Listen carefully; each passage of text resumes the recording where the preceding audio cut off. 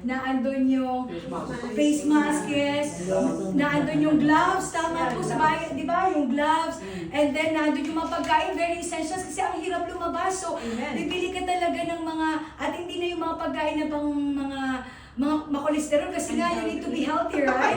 So, mga gulay-gulay. Natuto yung mga taong magtanim sa kanilang mga kahit sa flat, no? Especially kung matagal na po kayo sa abroad, you experience that sa loob ng flat. Meron mga plantito-plantita ang tawag. And nauso yung vaccine, ano po. Tapos, so yun po yung mga essentials that time. Swab test, di ba? Hindi ka makalabas na walang lab test. Swab test. Naalala ko po, nung kami po sa bahay kasi namin, that time, lahat kami na COVID. Yung buong pamilya ko, at buong sambayan namin kasama yung mga pinsan ko. And because of that, mas lalo po kaming naging maingat. Bumili po ako ng ano tawag doon, yung pangbaril na alcohol gun, kung saan nilalagay mo ng alcohol. Kada may pumapasok sa bahay namin, hindi ko kayo babarilin tong alcohol.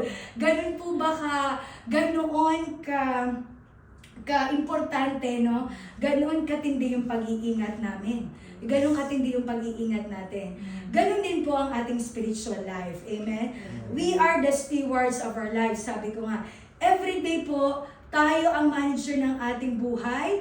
We are managing God's gifts. Amen? Maraming regalo ang Panginoon sa atin. We are managing our families. Nasabi ko na ulit kanina, but I will not get tired of saying it again.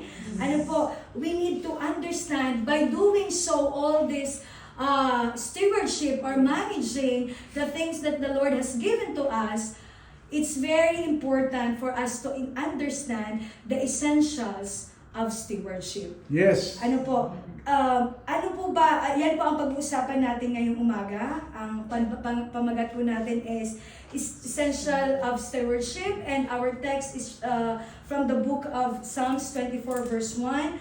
The earth of the Lord's and everything in it, the world and all its people belong to Him. Yes. And dalawa po tayo ngayon, 1 Corinthians 4, chapter 4 verses 1 to 2. This then is how you ought to regard us as a servant of Christ and as those entrusted with the mysteries God has revealed. Now it is required that those who have been given a trust must prove faithful. Yes. Purihin ang Panginoon at sa kanyang mga salita. And let us pray. Father God, maraming salamat, Panginoon, sa umagang ito.